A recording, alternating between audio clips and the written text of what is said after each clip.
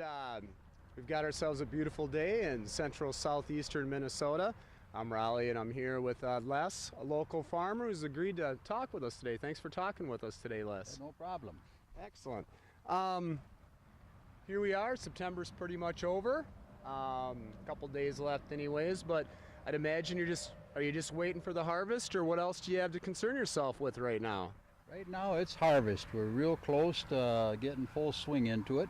It's a little later than usual, but things are looking fairly well. Good. What are some of those, to me, I remember a cold, wet spring. Did that impact your operations or your decision making at that point in time?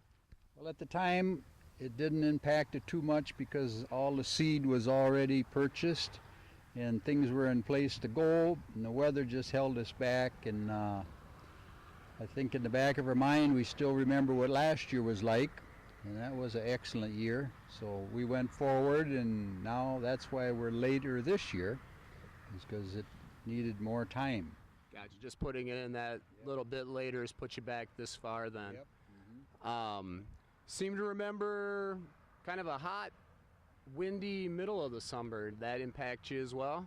Oh yes, I think the worst was lack of moisture.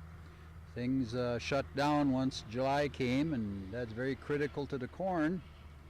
And then August was dry, and that's critical to the soybeans, so we're going to see it when we harvest. But overall, I think with our clay subsoils, that held that moisture from this spring, and that gave us a little edge. That it seemed like it was seasons of extremes, either really hot and dry or cool and wet.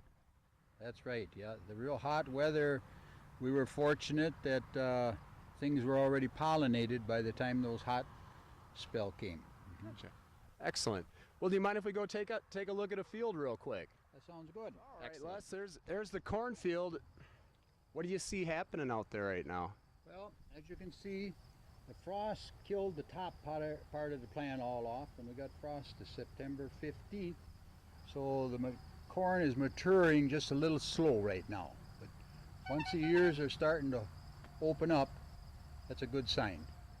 So it's basically drying right on the corn plant for you? Yes. Oh yes. Yep. Mm-hmm. Okay. I understand you've got fields kind of around the area. What do the unstable fuel prices do for, how does it impact you as far as planning and knowing where you're going to be at the end of the year? Well, as far as the impact is, you try to avoid any unnecessary trips now. It's real different. You see a lot more no-till and strip till just to try to save fuel. I myself am not there yet into strip till, but that's the wave of the future. That's just trying to take care of the field all in one shot, and Yes. away you go? Mm-hmm. Put your fertilizer all down and then plant right over that strip. And Oh, okay, so they have machinery that takes care of all those operations Yes. pretty much in one go. yep, multiple operations in one pass. Sure. As I look out here, it makes me think that farming is backyard gardening just on an incredibly larger scale. What would be your tips for a back-home gardener, from your experiences? What's the most important things they can focus on? You have to focus on the fertility to start with. That's the main thing. Get plenty of organic matter in your garden and keep the fertility up. And you get the micro activity if you have that. Thank you for your time today, Les. I really appreciate it. Thank you, Riley.